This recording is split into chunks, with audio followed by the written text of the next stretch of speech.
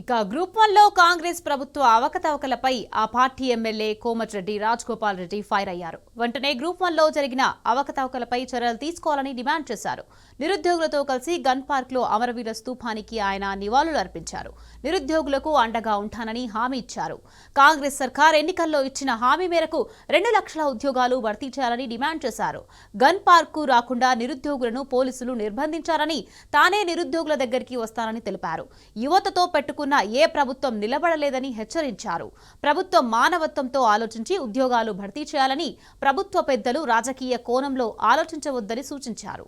ప్రతి ఏడాది జూన్ 2 నాటికి ఉద్యోగ నియామకాలు చేపట్టాలన్నారు. ప్రభుత్వానికి నిరుద్యోగులకు మధ్య వారధిగా ఉంటానన్నారు రాజగోపాల్ రెడ్డి.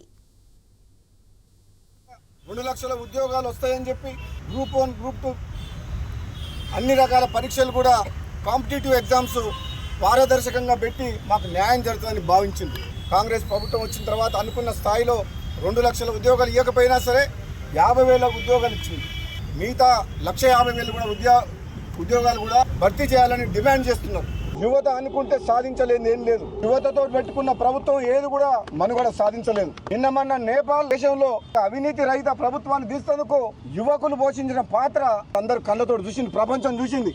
నిరుద్యోగ యువతని గాలికి వదిలేయద్దు. వాళ్ళు మన పిల్లలు, వాళ్ళకి ఏదైనా దారి చూపించాల్సిన బాధ్యత ఈ ప్రభుత్వం మీద ఉంది. కాంగ్రెస్ పార్టీ ఎన్నికల సందర్భంలో మేనిఫెస్టోలో ఇచ్చిన హామీ మేరకు ప్రతి సంవత్సరం జూన్ 2వ తారీఖు నాడు ప్రభుత్వ సంస్థలలో ఖాళీ ఉన్న ఉద్యోగాలని ఎవ్రీ ఇయర్ నోటిఫికేషన్ ఇచ్చి పూర్తి చేయాలని చెప్పేసి కూడా ఈ ప్రభుత్వంలో ఉన్న పెద్దలు, పాలకులు రాజకీయ కోణంలో కాకుండా, ఆర్థిక కోణంలో కాకుండా, సామాజిక కోణంలో మానవతా దృక్పథంతో ఆలోచించినప్పుడే ఈ నిరుద్యోగ యువతకు న్యాయం జరుగుతుంది. కాబట్టి నిరుద్యోగ యువకులను కాపాడుకోవాల్సిన బాధ్యత ప్రభుత్వం మీద ఉన్నది. అదేవిధంగా గ్రూప్ 1, గ్రూప్ లో కూడా జరిగిన అవకతవకల మీద తప్పకుండా ప్రభుత్వం దృష్టికి తీసుకుపోతా అని చెప్పి కూడా మీకు మాటిస్తున్నాను.